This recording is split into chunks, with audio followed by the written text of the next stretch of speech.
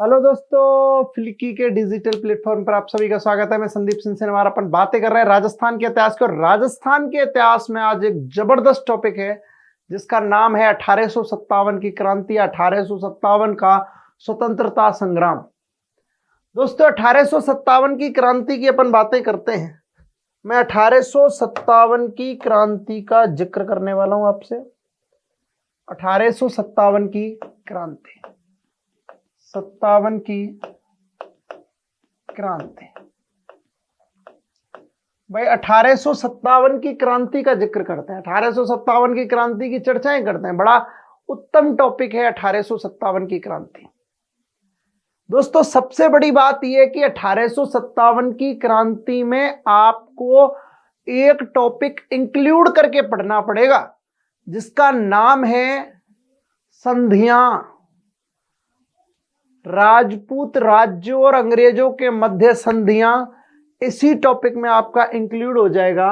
दोस्तों याद रखना, इसी में राजपूत रियासतों की EIC से संधियां, ये भी इसमें क्या हो जाएगा, इंक्लूड हो जाएगा। ठीक है, ये भी इसमें क्या हो जाएगा, इंक्लूड हो जाएगा 1857 की क्रांति नाम के टॉपिक में। फिर अपन बातें कर लेते हैं। तो भैया 1857 की क्रांति, राजपूत रियासतों की ईस्ट इंडिया कंपनी से संधियां, ये दोनों टॉपिक आपको मिक्स पढ़ने हैं।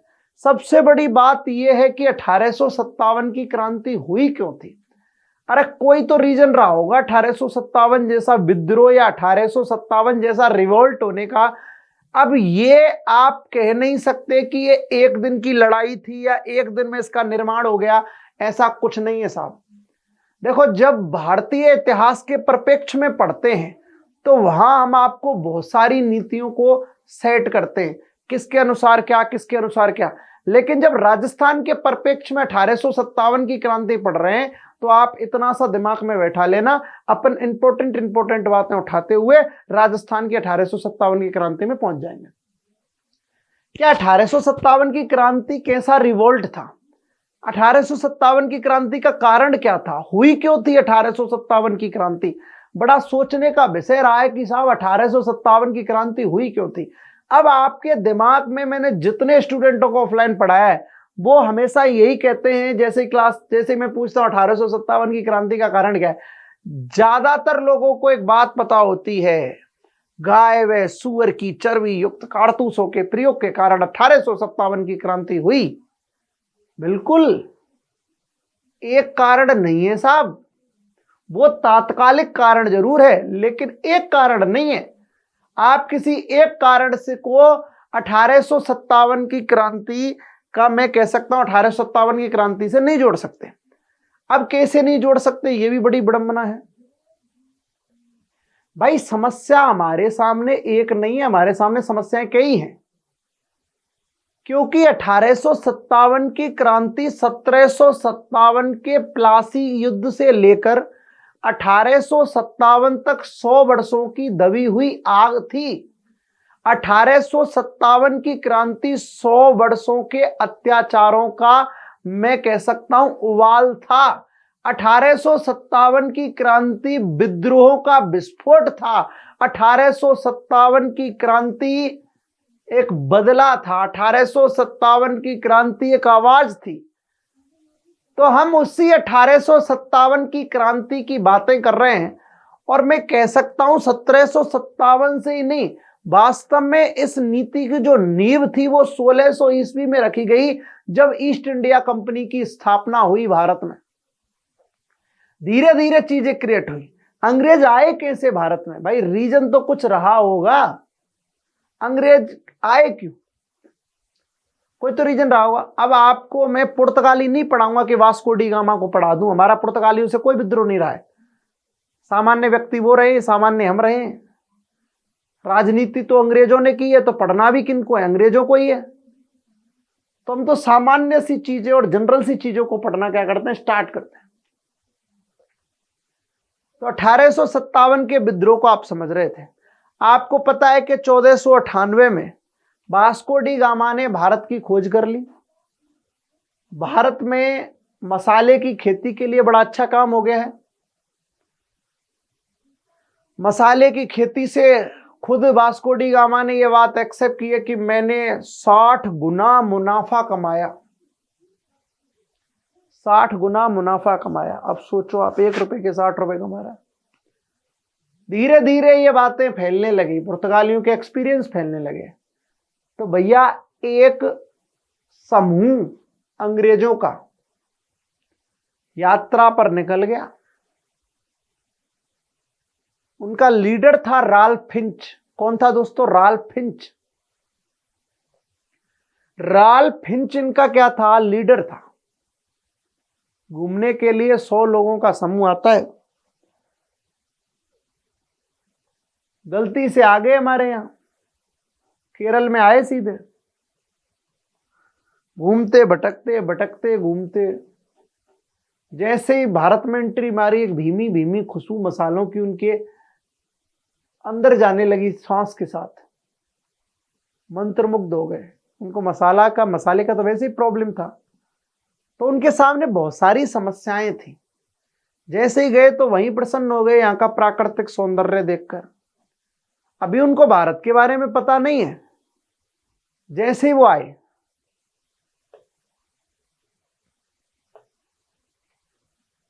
यहां से भाई साहब इन्होंने प्लानिंग कर ली, ऐसे जाना है, कोई बोला ऐसे जाना है, कोई बोला ऐसे जाना है। किसी के पास फोन तो थे नहीं। अब जब फोन नहीं थे तो कैसे डिसाइड किया जाए कि कौन कहां मिलेगा? तो सबने तारीख तय कर ली कि इतनी तारीख को सब जहां भी घूमना है वहां घूम लेना, और इतनी तारीख को सब वापस रिटर्न आ जाना। ओके, फिक्स हो गया। जो नहीं आया उसका वेट नहीं होगा, वेट करके करेंगे क्या? फिक्स भी तो नहीं आएगा कि नहीं आएगा। सबको आना है वहां, ठीक है। कोई कहीं चला गया, कोई इंडिया चला गया, कोई चाइना तक चले गए लोग, घूमते घूमते भटकते भटकते। लेकिन यहां पर एक सल्तनत हुआ करती थी, दिल्ली सल्तनत, और यहां के शासक हुआ करते थे उस टाइम अकबर। पुर्तगालियों से तो बहुत पीछे आए ही है अंग्रेज। तो दिल्ली सल्तनत हुआ करती थी। दिल्ली सल्तनत का राजा था अकबर, और अकबर के दरबार में पहुंचा कौन? एक अंग्रेजी यात्री जिसका नाम था राल्फ फिंच। क्या नाम था? Ralph Finch. उस व्यक्ति का नाम क्या था दोस्तों? Ralph Finch. राल्फ फिंच जब वहां पर पहुंचा तो उसने देखा कि यहाँ के लोग तो भैया आभूषणों में ढके रहते हैं, इतने आभूषण पहनते हैं, इतना सोना है, इतना धन वैभव है जिसको हम जानते भी नहीं थे। इतना इतना धनाढ्य लोग, इतना धनाढ्य देश मैंने आज तक नहीं देखा। मंत्रमुग्ध हो गया। कौन? Ralph Finch. जब सारे के सारे लोग अपने शिप पर वापस गए, जब शिप पर वापस गए तो सब अपने अपने एक्सपीरियंस बांटने लगे कि मैंने ये देखा, मैंने ये देखा, वो देखा, ऐसे देखा, वैसे देखा। लास्ट में राल्फ फिंच बोला कि आपने जो भी देखा वो सब बेकार है, उसके आगे जो मैंने देखा। क्या देखा? कि मैंने इससे धनाढ्य देश नहीं देखा। पता ही नहीं था। मुझे तो ऐसा लगता है भारत सोने की चिड़िया है।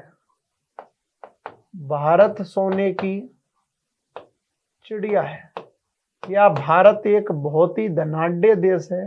ये किसने कहा? राल्फ फिंच ने। भारत को सोने की चिड़िया कहकर पुकारा किसने? राल्फ फिंच ने। अब ये लोग पहुंचे ब्रिटेन। और ब्रिटेन जाकर इन्होंने संशोधन किया, क्यों ना हम 100 के 100 लोग एक समूह बनाएं और क्यों ना हम इंडिया से ट्रेड करें, चाइना से ट्रेड करें, व्यापार करें। ये भी बात सोचने वाली है, क्यों ना इंडिया और चाइना से ट्रेड किया जाए, व्यापार किया जाए। ओके, तो इन्होंने क्या किया दोस्तों, ब्रिटेन पहुंचे।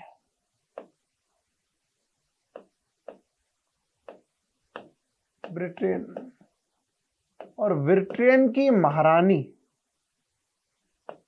ब्रिटेन की उस समय महारानी या क्राउन कौन थी, एलिजाबेथ। कौन थी, एलिजाबेथ। और एलिजाबेथ के पास अपना प्रस्ताव भेजा इन 100 व्यक्तियों के समूह ने कि मैम हम चाहते हैं कि हम ईस्ट कंट्रीज पर व्यापार करें, ट्रेड करें इनमें जाकर। एलिजाबेथ बोली अच्छी बात है करो, लेकिन अच्छी बात है करो, लेकिन हमें हमारा हिस्सा चाहिए, टैक्स चाहिए पूरा। 100 के 100 लोग बोले ओके टैक्स ले लेना, टैक्स ही तो लेना है, कोई नहीं दे देंगे। क्योंकि जो भारत में इन्होंने देखा था वो उनके अंदर था। क्या देखा है वो खोलना नहीं चाह रहे, ठीक है ले लेना, नो टेंशन। एलिजाबेथ बोली okay I agree, you agree, agree. वो बोली ठीक है, टैक्स की बात हो गई, ट्रेड की बातें हो गई, पर मेरे को ये बताओ तुम लोग जाना चाहते हो और वहां पर व्यापार करना चाहते हो, तो व्यापार करने के लिए आपको एक कंपनी की आवश्यकता है। उस कंपनी कौन सी रहेगी आपकी? ये देखो दोस्तों ग्लोब है, और ग्लोब में ये है 0 डिग्री देशांतर, 0 डिग्री देशांतर। ये ग्लोब में क्या है, 0 डिग्री देशांतर है। ग्लोब में क्या है, 0 डिग्री देशांतर है। ग्लोब में 0 डिग्री देशांतर ये हो गया, और 0 डिग्री देशांतर के इधर पड़ते हैं पूर्वी देश, और पूर्व को क्या कहते हैं, ईस्ट कहते हैं अंग्रेजी में। ये पश्चिमी देश हैं, इनको वेस्ट कहते हैं।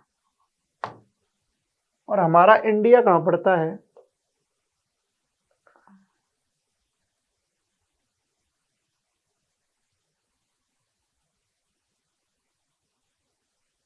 ये पड़ता है इंडिया ईस्ट में। यहीं पर क्या पड़ता है, चाइना, चीन पड़ता है। तो उन्होंने रिक्वेस्ट की है कि हमें ईस्ट कंट्रीज में, इंडिया में और चाइना में मुख्यतः ट्रेड करना है, व्यापार करना है। ठीक है चले जाओ। एलिजाबेथ ने बोला कि भाई वो तो ठीक है, आपको ट्रेड करना है, कोई दिक्कत वाली बात नहीं, करो, लेकिन किस नाम से ट्रेड करोगे दादा, ये तो बता दो। तो एलिजाबेथ ने स्वीकृति दे दी अपनी तरफ से। तो कब, 31 दिसंबर 1600 ईस्वी को। किसको, एक कंपनी को।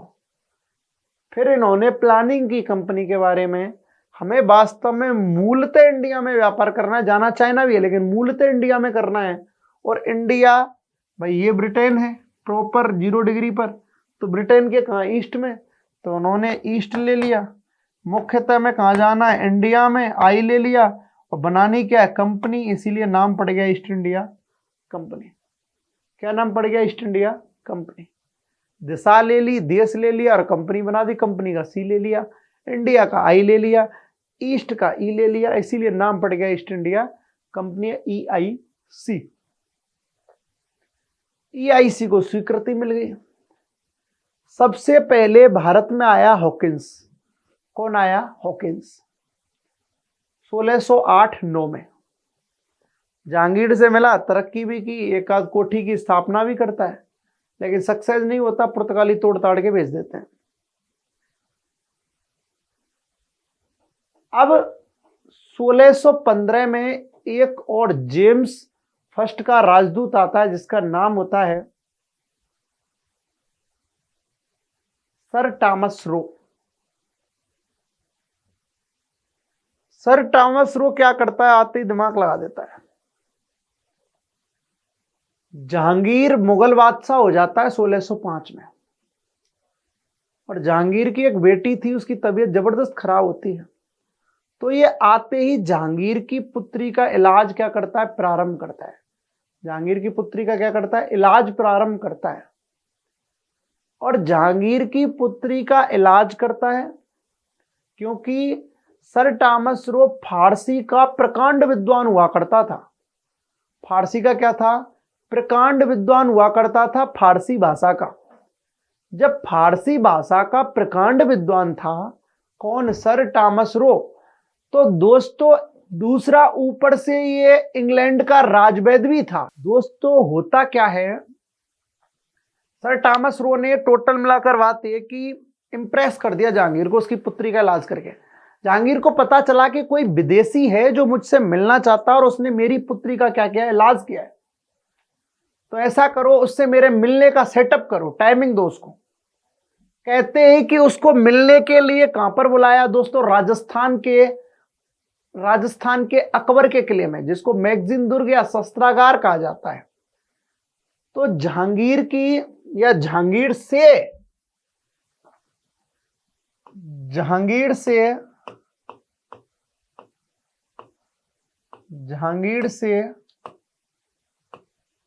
मुलाकात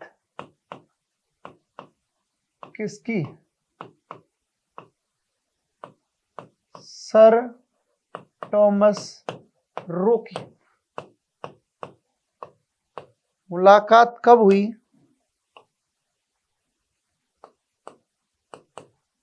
10 जनवरी 1616 ईस्वी को।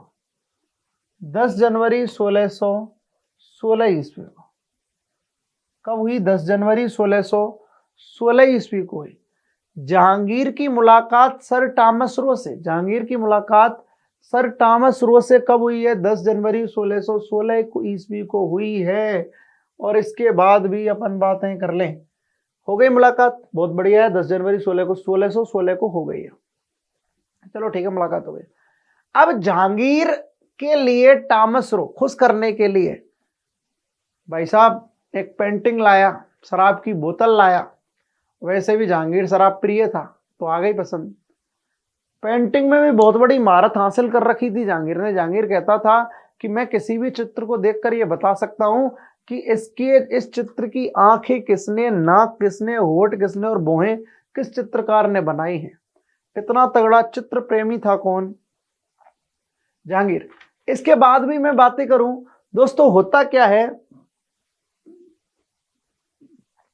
क्या है कि जहांगीर ने प्रसन्न होकर, एक और किस्सा है लेकिन अब वो इंडियन हिस्ट्री में छेड़ूंगा, वो फोटो वाला।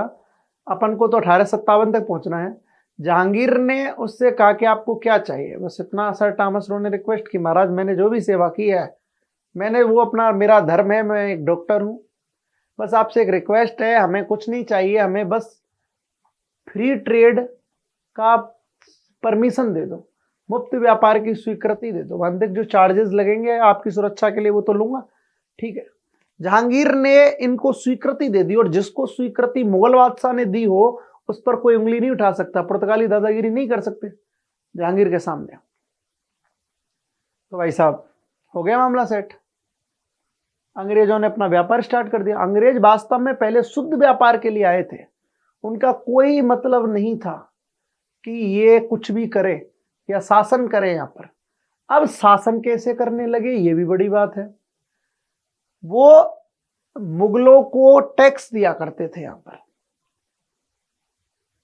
अब हिट कैसे हुए यहां पर, सोचो, जो चीज, जो कच्चा माल पहले जो हमारे भारतीय किसान थे उनका जो कच्चा माल 1 रुपए में बिकता था, उसे अंग्रेज आते हैं और उनसे कह देते तुम तो खड़ी फसल दे दो और हमसे क्या ले लो, 3 रुपए ले लो। हमें ना तो कष्ट करना पड़ा और 1 रुपए के कितने मिल गए, 3 रुपए। अब व्यापारी कैसे हिट हुए, उसी कच्चे माल को यहां से ले जाकर कितने रुपए में सेल करते व्यापारी, 6 रुपए में। इनको इनको इनको सबको फायदा हो रहा है, तो ट्यूनिंग बैठेगी कि नहीं बैठेगी, बैठेगी। तो ट्यूनिंग बैठना फिक्स था कि ट्यूनिंग बैठेगी,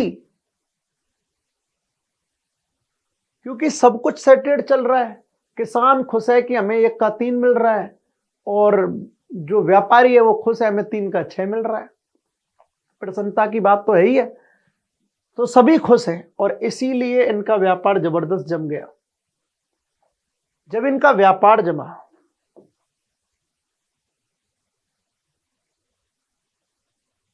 जब इनका व्यापार जमा, तो भाई साहब इन्होंने नई योजना बनाई। ऐसे में औरंगजेब शासक बनता है, और औरंगजेब के शासन काल तक किसी की हिम्मत नहीं थी जो भारत में अपना अधिकार जमा सके। लेकिन औरंगजेब की मृत्यु जब 1707 में हो जाती है, मराठा प्रभावी हो जाते हैं उस समय, और लगातार कुछ वर्षों में 7 शासक परिवर्तित होते हैं। औरंगजेब के एंड में ही, औरंगजेब के अंतिम समय में मराठा सक्रिय हो गए थे, पहले शिवाजी के टाइम से हो गए थे। 1765 में पुरंदर की संधि भी हुई है। इधर मराठा प्रभावी होने लगे, और औरंगजेब का जैसे जैसे बुढ़ापा आता गया तो शक्तियां प्रभावित होने लगी। औरंगजेब की मृत्यु के बाद बहादुर शाह, बहादुर शाह के बाद जहांदार शाह, जहांदार शाह के बाद फर्रुख सियर, फर्रुख सियर के बाद रफीक उद्दौला, रफीक उद्दौला के बाद मोहम्मद शाह रफीक उद्दौला के बाद रफीक उद्दरजात, रफीक उद्दरजात के बाद मोहम्मद शाह रंगीला। धड़ाधड़ 6-7 शासक परिवर्तित हो गए। अंग्रेजों को, अंग्रेज टैलेंटेड तो थे, उनको यह विश्वास हो गया जो व्यक्ति खुद अपनी सुरक्षा नहीं कर सकते, कोई आता है वो हटा देता है इनको, कोई आता है वो ठोक देता है, एक आध राजा को दूसरा बन जाता है। जो लोग अपनी सुरक्षा नहीं कर सकते, हमारी क्या सुरक्षा करेंगे, ये भी बड़ी बात थी। तो इन्होंने क्या किया, यहां से एप्लीकेशन भेजी इंग्लैंड की पार्लियामेंट में, संसद में, सर हमें हथियारबंद टुकड़ी अवेलेबल करवाओ, हमें सुरक्षा के लिए एक दल चाहिए। उन्होंने वहां से पहली बार रॉबर्ट क्लाइव को सेना लेकर भेजा। ठीक है, अब वो टुकड़ी बंगाल की तरफ आ गई। कहां पर आ गई, बंगाल की तरफ। मेरी बात समझना, 1857 क्रांति जनरेट होगी। कौन आया है सेना लेकर,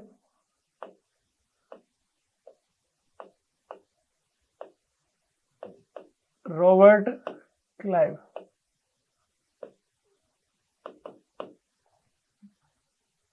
कौन आ गया दोस्तों, रॉबर्ट क्लाइव। भाई रॉबर्ट क्लाइव आ गया है यहां पर, ठीक है। और रॉबर्ट क्लाइव यहां आया है सेना लेकर। ये भारत आने वाला पहला गवर्नर है अंग्रेजों का। आ गया होगा, हमें क्या मतलब, आने दो। इसके अलावा होता क्या है कि जैसे ही पता चलता है बंगाल के नवाब को, रॉबर्ट क्लाइव के समकालीन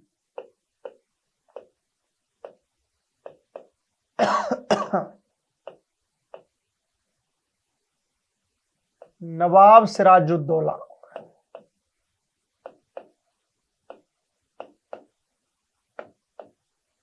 नवाब सिराजुद्दौला कहाँ का नवाब था, बंगाल का। बड़ा अच्छा व्यक्तित्व और अच्छा शासक रहा है भैया।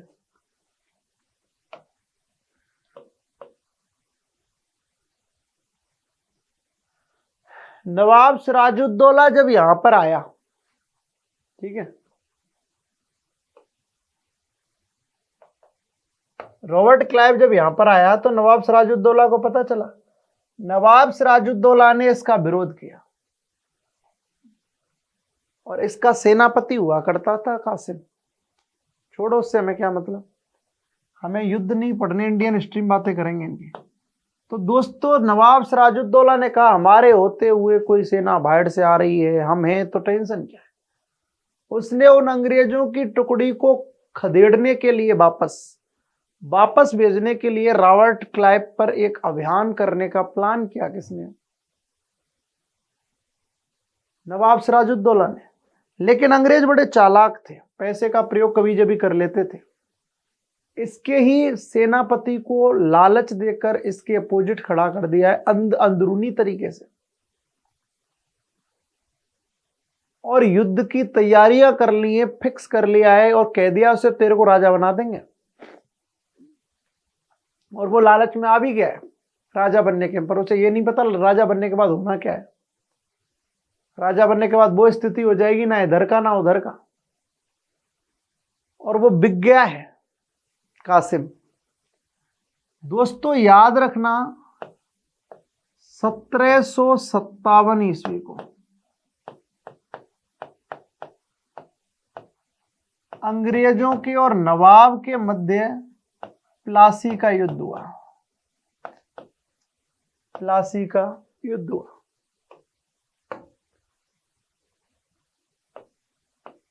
और रॉबर्ट क्लाइव की क्या हुई? जीत। वो भी छल से, ताकत से नहीं, छल से जीत हुई है। और नवाब सिराजुद्दौला की क्या हो गई? लड़ते हुए मारा गया।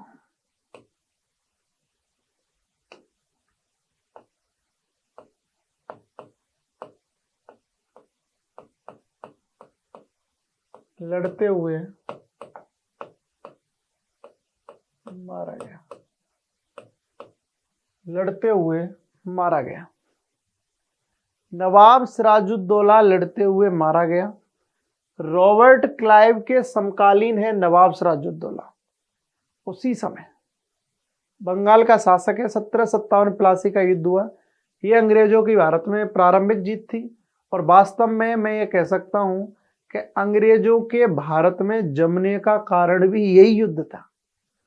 या मैं कह सकता हूं कि अंग्रेजों की भारत में स्थापना का सार्थक बना या सहयोगी बना कौन सा युद्ध? प्लासी का युद्ध। अब बक्सर का युद्ध भी होगा। अब दोस्तों बक्सर के युद्ध में भी अंग्रेज तो अपना जो मुनरो होगा वो जीत जाता है। अंग्रेज अफसर होगा मुनरो। दोस्तों हेक्टर मुनरो जीत जाता है, और अब पूरी तरीके से स्थापित हो गए कौन? अंग्रेज भारत में। अब इन्होंने क्या किया? लोगों से कर लेना चालू किया। पूरी तरीके से बंगाल अपने हक में कर लिया, बंगाल अपने अधिकार में कर लिया। और जब बंगाल पर अधिकार कर लिया, बंगाल की नीतियों पर सिस्टम पाने लग गए, इन्होंने बहुत सारे काम करना स्टार्ट किया। अपने हाथों की कठपुतली के रूप में राजा बनाए इन्होंने। कहते वही होता। इन्होंने फोर्ट विलियम की स्थापना कर दी है, सब काम कर दिया है। अब भैया अब ये एक्ट बनाने लगेंगे यहाँ पर। सबसे पहली बात 1757 के बाद इन्होंने सन्यासियों से, जो संत होते हैं, उनसे यात्रा कर लेना प्रारंभ कर दिया। सन्यासी तो ऐसा एक धर्म है, एक बिरादरी है सन्यासी, चाहे कोई भी हो सन्यासी। सन्यास जब धारण करता है, जब वो कह देता है मेरे को माया मोह से, धन संपत्ति से कोई मतलब नहीं है, मेरे पास कुछ भी नहीं है, जब जिनके पास कुछ है ही नहीं तो वो यात्रा कर देंगे कहां से? सन्यासी विद्रोह भी होगा अंग्रेजों के खिलाफ। धीरे धीरे छोटी छोटी बातें मिलकर अब बड़ी होने लगी। लोग बर्दाश्त करने लगे, लोग सहने लगे। और अंग्रेजों ने हद जब कर दी जब 1773 का रेगुलेटिंग एक्ट लेकर आए। क्या लेकर आए? Regulating act. अपन मोटी मोटी बातें करेंगे, अभी अपन संविधान निर्माण नहीं पढ़ रहे हैं, संवैधानिक विकास नहीं पढ़ रहे हैं। मैं तो आपको बस ये बता रहा हूं कि लोग परेशान कैसे होने लगे। मैं एक्ट की अच्छाई नहीं बताऊंगा, एक्ट की बुराइयां बताऊंगा, ताकि विद्रोह के लिए लोग क्या हो, तैयार हो। अच्छाई तो खैर क्या होगी, अंग्रेज ला रहे हैं तो वो अपने अकॉर्डिंग बना रहे हैं सारे एक्ट, लेकिन मैं एक्ट को दिखाऊंगा लोग कैसे परेशान होने लगे। मोटे मोटे एक्ट, कोई 1773 का, 1813 का, 1833 का, 1848 का, 1856 का। इन एक्टों की बात करेंगे, ज्यादा दिमाग नहीं लगाना हमें, तो मोटे मोटे एक्ट लेंगे। देखो मालवाड़ी प्रथा, रैयतवाड़ी प्रथा, ये हमारे राजस्थान में ढंग से लागू नहीं होते हैं, तो वो जब भारतीय इतिहास में 1857 की क्रांति पढ़ेंगे, वहां पर उसका डिस्क्रिप्शन बड़े लेवल पर लेंगे क्या क्या थी। ठीक है, लेकिन यहां तो राजस्थान वाले बेचारे, पूरी भारत की जनता, राजस्थान में क्रांति जब भी तो आ गई जब भारत की जनता दुखी होगी, क्योंकि मैं वे चीजें भारत की नहीं जोड़ूंगा राजस्थान के लिए जो राजस्थान में नहीं आई। इनका प्रभाव, इन सब चीजों का प्रभाव होने लगेगा भारत में। भारत की जनता परेशान हो रही है, समझना आप। स्टार्टिंग में 1773 का रेगुलेटिंग एक्ट आया। 1857 की क्रांति कैसे उपजी? 73 का रेगुलेटिंग एक्ट आया।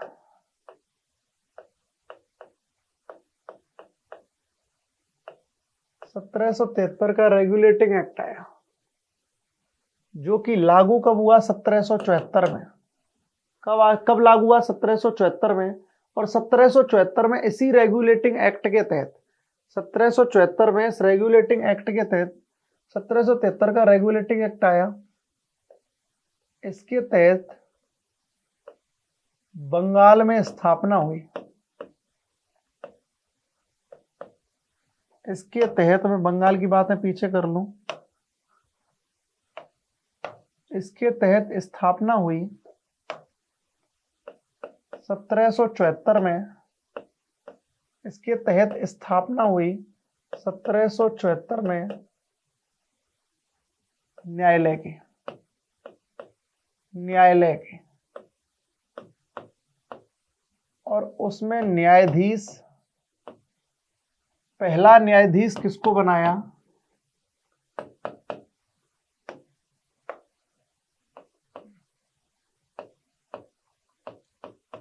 एलिजा इम्प्रे को। भैया देखो अब कैसे मामला बनने बिगड़ने लगा। इन पर शुद्ध तरीके से हिंदी तो आती नहीं थी, ना बंगाली आती थी। बंगाल में लोग बंगाल बोल रहे हैं, इन्होंने बंगाल में भैया 1774 में न्यायालय की, उच्च न्यायालय की स्थापना कर दी, न्यायालय की स्थापना कर दी।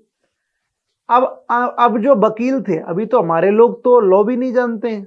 जिस लॉ की ये बात करते हैं, हमारे तो एक ही लॉ चलता है, पंचायतों वाला। भाई हमारे तो पंचायतों वाला लॉ चलता है, हमारे लोग किसी लॉ को नहीं जानते। भारतीय लोग हैं, इनसे तो पिछड़े हुए थे भाई। ये अपने तरीके, अभी हमारे तरीके से काम करते तो ये हमारे तरीके से पिछड़े हुए थे, इनके तरीके से हम पिछड़े हुए थे। अब जज आपस में भैया, किसी ने कोई गलती से लड़ाई कर दी, अंग्रेजों से कोई भिड़ गया, तो उसके ऊपर मुकदमा करते हैं। और ऐसी ड्रेस पहन के आते, खतरनाक वाली बैंड वालों वाली। आज की डेट में हमारे बैंड बाजी वाले पहनते हैं, ऐसी ड्रेस पहनते थे। आते थे, बेचारा कोई सब्जी लेने आया, उसको पता भी नहीं उसकी कोई किसी से हो गया होगा मवाद, हमारे तो हो जाता है हमारे यहाँ तो। आए, लेकर आए, सर प्लीज चलिए। अब सर तो बड़ी खुशी से गए कि हम वो ऐसी ड्रेस पहन के लेने आए। उसको ले जाकर जो न्यायालय में खड़ा कर दिया, उसको अभी भी नहीं पता है क्यों लाए। अंग्रेज आपस में वकील बहस कर रहे हैं, लॉयर वो इधर उधर देख रहा है, पता ही नहीं क्या चल रहा है। डिसीजन भी सुना दिया जज ने, अभी तक नहीं पता उसको। जब फांसी पे लटकाने लगे तब पता चला रहे कि ये क्या हुआ, क्यों। तो भैया पहली बार हम पंचायतों वाले लोग, पहली बार यहां पर हम पंचायतों वाले लोग कोर्ट में जाने लगे। और जो कोर्ट में जाने लगे तो टेंशन का विषय बना, और टेंशन का विषय बना तो वो ज्यादा टेंशन देने लगा। और लोगों को जब ऐसी सजाएं मिलने लगी इस तरह से, जिसका लोगों को पता ही नहीं है कि गलती क्या है, तो लोग क्या करने लगे, विरोध करने लगे, विद्रोह करने लगे।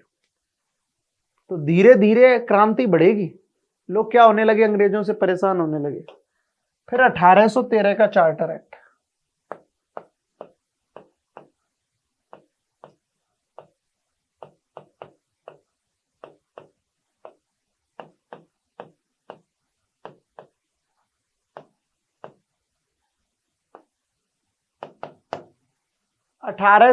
ईस्वी का चार्टर एक्ट। अब 1813 का चार्टर एक्ट क्या है? देखो बात ये थी कि अंग्रेजों ने निर्णय लिया, ये विचार किया कि यार हम इनका कितना शोषण कर रहे हैं, क्यों ना इनको शिक्षित कर दें। शिक्षित कर देंगे तो फायदा हो जाएगा, क्योंकि ज्ञान तो हमारा ही चलेगा। भाई जो व्यक्ति काम करवाने के लिए हम इंग्लैंड से बुलाते हैं, ब्रिटेन से बुलाते हैं, इतना कॉस्टली बुलाते हैं, उतने से 5 गुने कम में ये काम कर देगा भारतीय लोग अगर इनको शिक्षित किया जाए तो।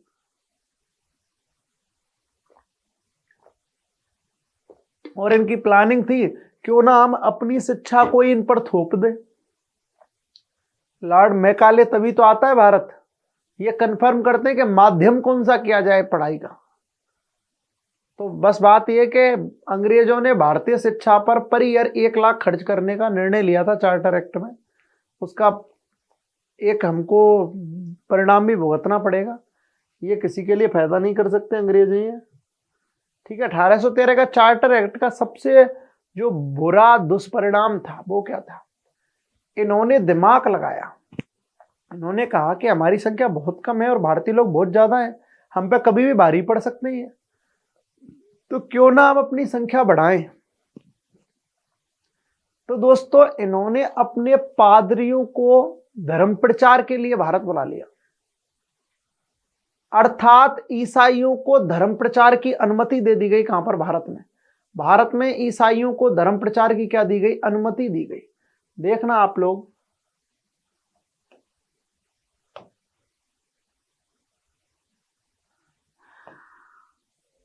इस एक्ट के तहत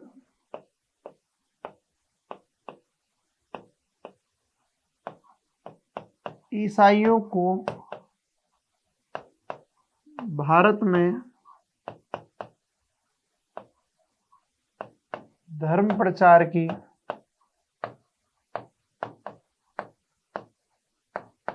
अनुमति दी गई।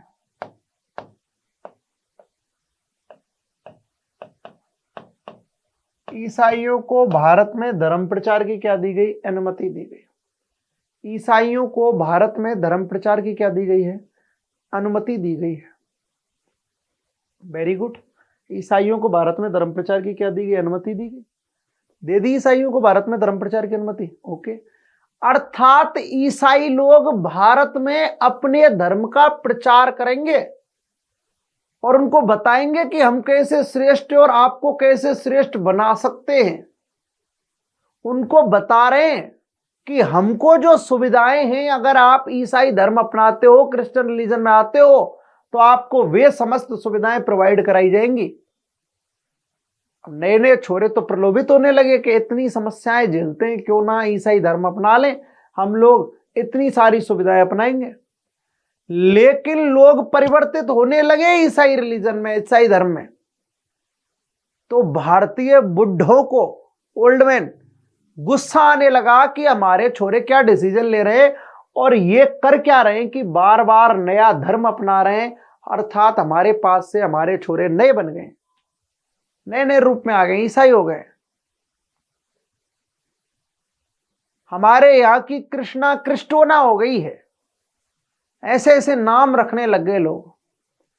तो हमारे जो बुढ़े थे उन्होंने दिमाग लगा दिया, उन्होंने भी घोषणा कर दी कि जो छोरा हमारा भाई साहब ईसाई धर्म अपनाएगा उसे हमारी संपत्ति से बेदखल कर दिया जाएगा। जिन लोगों ने ईसाई धर्म अपनाया वो भी वापस आ गए। लेकिन एक विरोध का मुद्दा बना कि लोगों को प्रलोभित कर कर उनका धर्म परिवर्तन कराया जा रहा था, एक बड़ा मुद्दा बन गया। लोग गुस्सा हो गए कि हमारे युवाओं को प्रलोभित करके धर्म परिवर्तित कराया जा रहा है। लोग विरोधी तो होंगे होंगे, विरोध होना भी जरूरी था इस बात का। लोगों ने जमकर विरोध किया, लोग विरोध करने लगे, लोग विरोध में उतर आए। अब जब लोग विरोध में उतरेंगे तो मामला बिगड़ेगा, धीरे धीरे मन में खटास उत्पन्न होगी। अब दोस्तों याद रखना, होता क्या है, सबसे बड़ी बात यह है कि यही इससे पहले एक नाम आता है लॉर्ड वेलेजली। सबसे बड़ी बात, जनता विद्रोही और क्यों होती है, क्योंकि उनकी रियासतों के शासकों ने भी सहायक संधियां करना चालू कर दिया। अब तो राजा भी उनकी सुनते नहीं हैं। आप जानते हो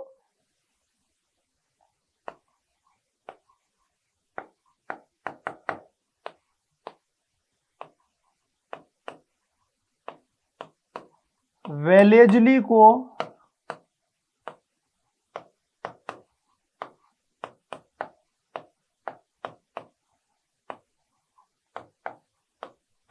सहायक संधि का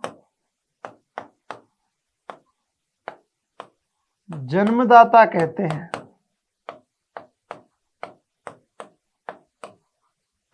लॉर्ड वेलेजली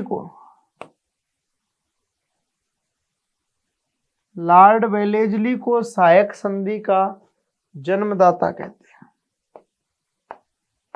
लॉर्ड वेलेजली को सहायक संधि का जन्मदाता कहा जाता है। अब यहां से सहायक संधियों की क्या होगी, शुरुआत होगी। और सबसे पहले भरतपुर रियासत क्या करेगी, सहायक संधि करेगी 1803 में। और फिर क्या करेगी दोस्तों याद रखना, फिर करेगी अलवर रियासत। और 1803 में सबसे पहले याद रखना 1803 में पारित किया। मैं एक बात बता दूं, लॉर्ड वेलेजली ने 1803 में यहां राजस्थान में संधि का प्रस्ताव पारित हुआ। 1803 में सहायक संधि की शुरुआत हुई। राजस्थान में 1803 में सहायक संधि की शुरुआत हुई। राजस्थान में 1803 में सहायक संधि की शुरुआत हुई और सर्वप्रथम सहायक संधि करने वाली जो रियासत थी उसका नाम था भरतपुर रियासत। क्या नाम था, भरतपुर रियासत था। और भरतपुर रियासत दोस्तों आप याद रखना, भरतपुर रियासत जो संधि कर रही है वो 29 सितंबर 1803 को संधि कर रही है। सहायक संधि क्या थी, कैसे थी, वो देख लीजिए। एक दूसरे की सहायता हेतु कटिबद्ध हो गए। कोई भी समस्या होगी हम भाई की तरह साथ लड़ेंगे, नो टेंशन, आपकी सारी बातें मानी जाएंगी। इसलिए भरतपुर रियासत ने हाँ कर दिया। ठीक है, तो याद रखना सबसे बड़ी बात यह है कि 29 सितंबर 1857 को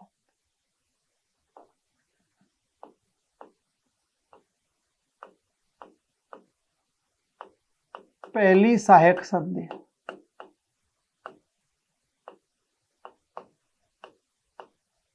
इनमें दोस्तों वैल्यू थी रियासतों की। सहायक संधियों में सबसे पहली सहायक संधि किसने की, भरतपुर ने। दूसरी सहायक संधि किसने की, अलवर ने। किसने की है, अलवर ने। वैसे भरतपुर और अलवर के अलावा कोई पूछा नहीं जाता, फिर भी धौलपुर, जयपुर, जोधपुर सबने की है। धौलपुर ने की है, फिर जयपुर ने की है। ये क्रम है भैया। फिर जोधपुर ने की है, ये क्रम है दोस्तों। सहायक संधि कर ली। और दोस्तों सहायक संधि फिर किसने की है, सिरोही ने, सबसे लास्ट में। वास्तव में भरतपुर ने सहायक संधि की थी 29 सितंबर 1803 ईस्वी को। 29 सितंबर 1803 ईस्वी को। और याद रखना उस समय भरतपुर के राजा थे रणजीत सिंह। कौन थे, रणजीत सिंह। पहली सहायक संधि भरतपुर रियासत ने 29 सितंबर 1803 को हुई है, रणजीत सिंह ने की है। इसके अलावा 14 नवंबर को अलवर रियासत ने की है 1803 ईस्वी को। और यहाँ के राजा थे बख्तावर सिंह। कौन थे, बख्तावर सिंह।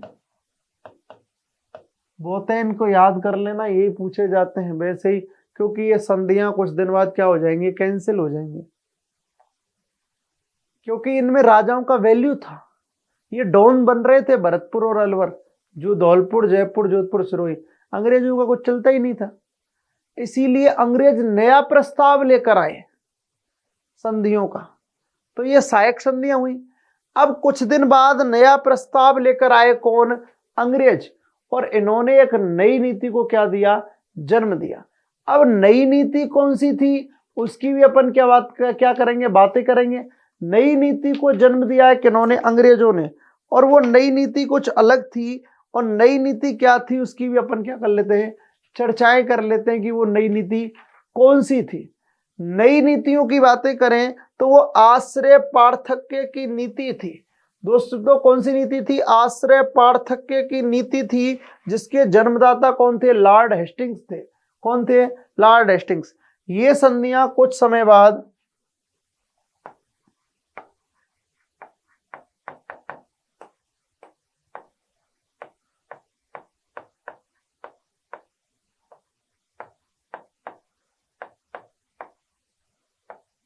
यह संधि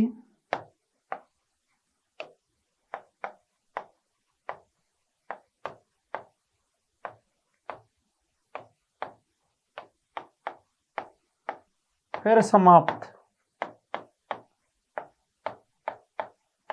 इनमें अंग्रेजों को नुकसान हो रहा था, अंग्रेजों की बात नहीं सुनते थे यहाँ के रियासतों के शासक।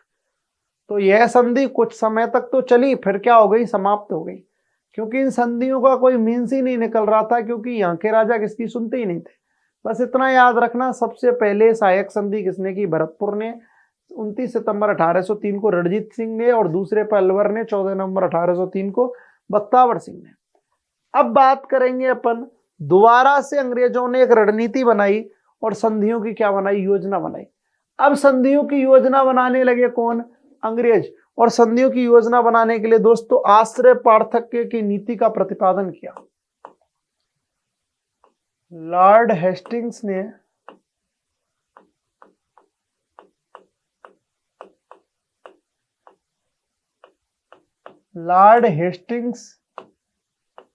प्रतिपादन किया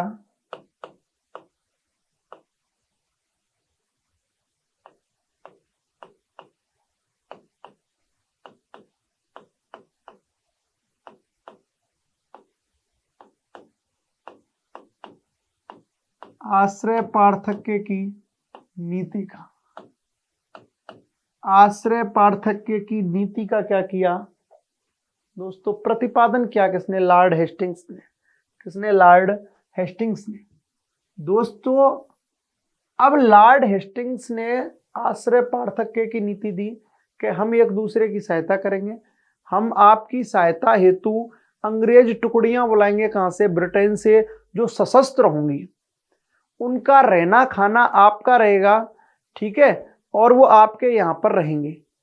ओके, ठीक है। और हम एक एक पॉलिटिकल एजेंट भी आपके यहाँ नियुक्त कर देंगे कुछ दिन बाद, कोई दिक्कत नहीं है। तो अंग्रेज टुकड़ियां आपके खाना, आप ही उनका खर्चा दोगे, सैलरी भी दोगे, रहना खाना दोगे, और आपको आवश्यकता पड़ेगी तो वो आपकी हमेशा क्या करेंगे? हेल्प करेंगे, आपकी सेना के साथ युद्ध करेंगे। राजाओं को पागल बना दिया, और ऐसा पागल बनाया जोरदार वाला। राजा बोले अरे हमारे यहाँ ऐसी सशस्त्र सेनाएं रहेंगे, उनको क्या पता था वो उनके काम आएंगी अंग्रेजों के, तुमसे तो पैसे खर्च करा रहे हैं ये लोग। और आश्रय पार्थक्य के नीचे एक दूसरे की हेल्प भी कर रहे हैं भैया, ठीक है। पर कोई नहीं, लॉर्ड हेस्टिंग्स के जाल में फंस गए ये, और इन्होंने भाई साहब संधियां क्या कर दी? प्रारंभ कर दी। सबसे पहले इस नीति के तहत जो संधि की थी, देखो दोस्तों अपन ऐसे लिखेंगे, ठीक है। नीति देख ली आपने, लिख ली होगी, मैं ऊपर कर रहा हूं इसको।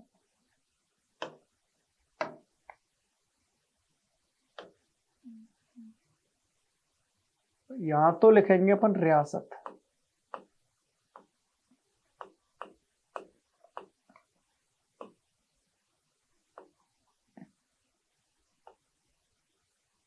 यहां लिख देंगे अपन शासक। यहां क्या लिख देंगे अपन? शासक। यहां रियासत और यहां शासक, ठीक है। रियासत और शासक। करौली, टोंक, कोटा,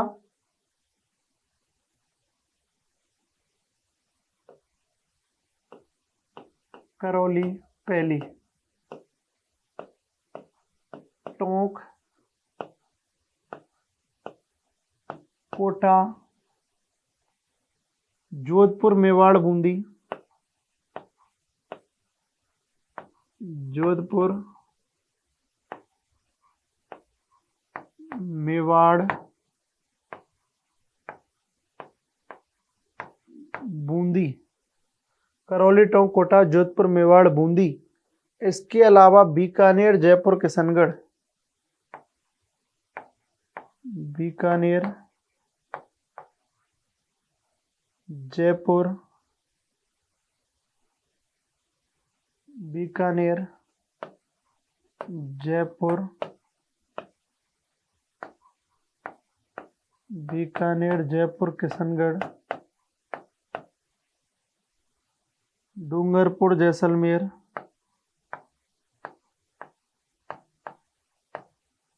डूंगरपुर, जैसलमेर, सिरोही, जैसलमेर और सिरोही, जैसलमेर और सिरोही। ये रियासतें थीं जिन्होंने आश्रय पार्थक्य की नीति के तहत संधियां की किससे? ईस्ट इंडिया कंपनी से। इसके बाद बात करूं करौली और टोंक की, अपन बातें कर रहे हैं, यहां पर चीजें देख लेते हैं, समझ लेते हैं चीजों को।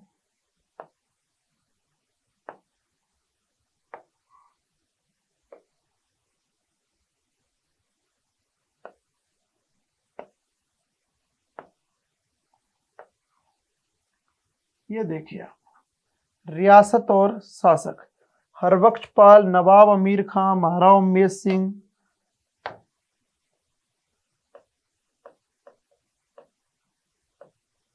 हरबख्शपाल सिंह, नवाब अमीर खां, नवाब अमीर खां,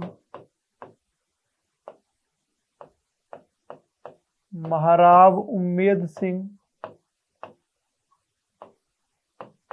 उम्मेद सिंह,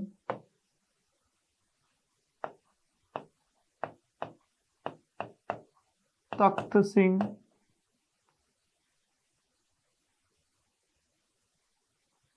स्वरूप सिंह,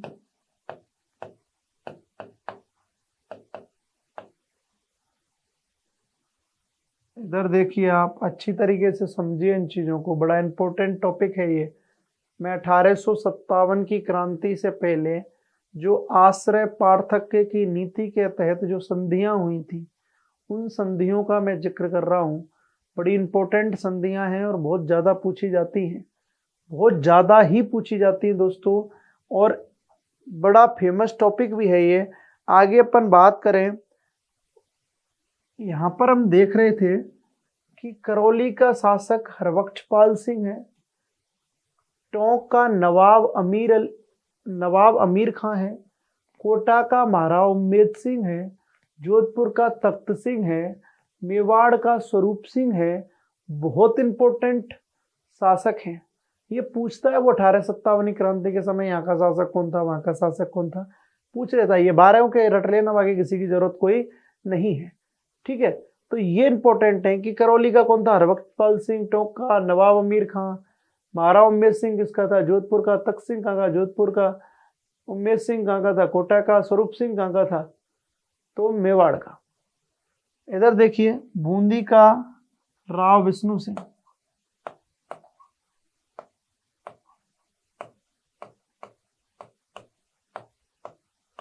राव विष्णु सिंह। बीकानेर का कौन था? सरदार सिंह। बीकानेर का कौन था? सरदार सिंह। जयपुर का कौन था? राम सिंह द्वितीय, राम सिंह सेकंड। किशनगढ़ का कौन था?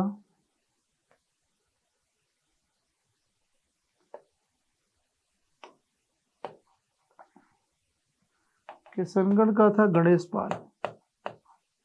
अरे मैं किशनगढ़ का पूछ रहा हूँ, करौली का था ये तो, वो भी पीछे था, वो भी पीछे था। और किस टाइम था? 1857 क्रांति के समय। अरे अपन यहाँ पहुंच गए। ये जगत सिंह था। ये मैंने दोस्तों 1857 की क्रांति के अकॉर्डिंग लिख दिया, सॉरी, इनको थोड़ा चेंज कर रहा हूं मैं।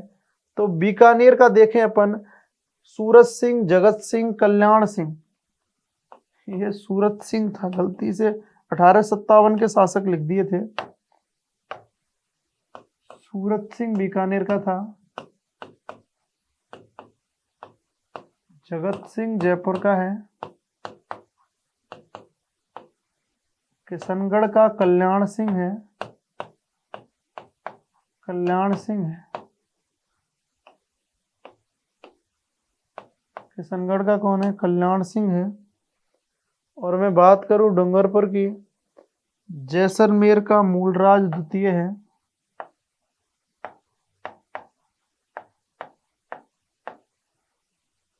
और सिरोही का कौन है दोस्तों, ये शिव सिंह है। 1857 की क्रांति के समय भी ये शिव सिंह ही रहेगा। डूंगरपुर की बात कर लें,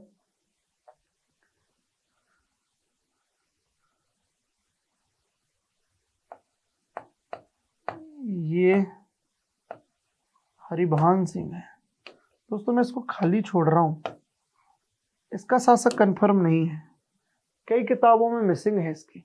आप एक बार एनसीईआरटी देख लेना, बहुत मिसिंग है इसकी कई जगह, इसीलिए मैं इसको छोड़ रहा हूं। बस इतना बता रहा हूं कि डूंगरपुर ने संधि कब की, ठीक है, डूंगरपुर ने संधि कब की ये बता रहा हूं बस। तो अच्छी तरीके से देख लें, संधियों की बातें कर रहे हैं, संधियों की शर्तें देख रहे हैं। करौली का बख्शपाल सिंह हो गया, टोंक का नवाब अमीर खां हो गया, कोटा का महाराव उमेश सिंह हो गया, जोधपुर का तख्त सिंह हो गया, मेवाड़ का स्वरूप सिंह हो गया, बूंदी का राव विष्णु सिंह हो गया, बीकानेर का सूरत सिंह हो गया, जयपुर का जगत सिंह हो गया, किशनगढ़ का कल्याण सिंह हो गया, डूंगरपुर का मूलराज द्वितीय, सॉरी डूंगरपुर का छोड़ दिया अपन ने, जैसलमेर का मूलराज द्वितीय हो गया, और सिरोही का शिव सिंह हो गया। यहां देखें अपन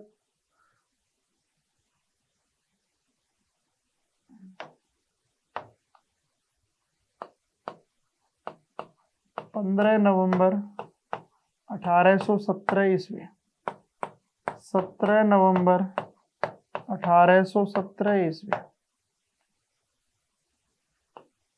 26 दिसंबर 1817 ईस्वी, 6 जनवरी 1818 ईस्वी।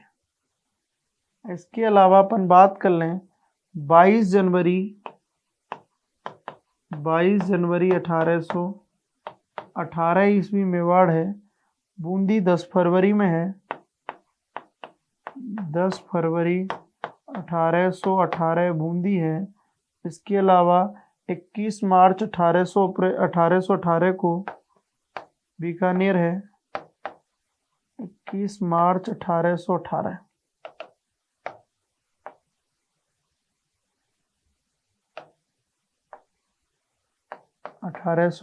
को क्या है, बीकानेर है।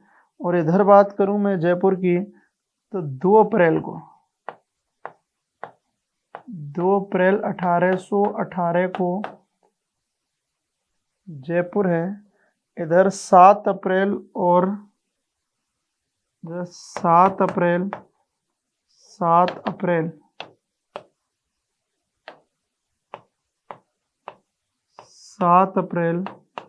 1818 को, 7 अप्रैल 1818 को क्या है, तो वो आपके सामने है, किशनगढ़ है। डूंगरपुर की बातें कर लूं, 11 दिसंबर को है, 11 दिसंबर 1818 को क्या है, डूंगरपुर है। 2 जनवरी 1819 को, 2 जनवरी 1819 को, 2 जनवरी 1819 को क्या है, जैसलमेर है। जबकि 11 सितंबर 1823 को सिरोही है। तो जाहिर सी बात है, सबसे अंत में संधि करने वाली रियासत हो गई है कौन सी दोस्तों, सिरोही।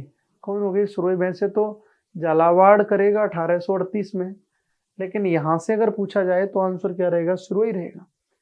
तो याद रखना, करौली ने सहायक संधि की, करौली ने आश्रय पार्थक्य की संधि की है 15 नवंबर 1817 को। अब टोंक की बात करें तो 17 नवंबर 1817 को। मैं कोटा की बात करूं 26 दिसंबर 1817 को। जोधपुर की बात करूं 6 जनवरी 1817 को, 6 जनवरी 1818 को। मेवाड़ की बात करूं 22 जनवरी 1818 को, बूंदी की बात करूं 10 फरवरी 1818 को, बीकानेर की बात करें 21 मार्च 1818 को,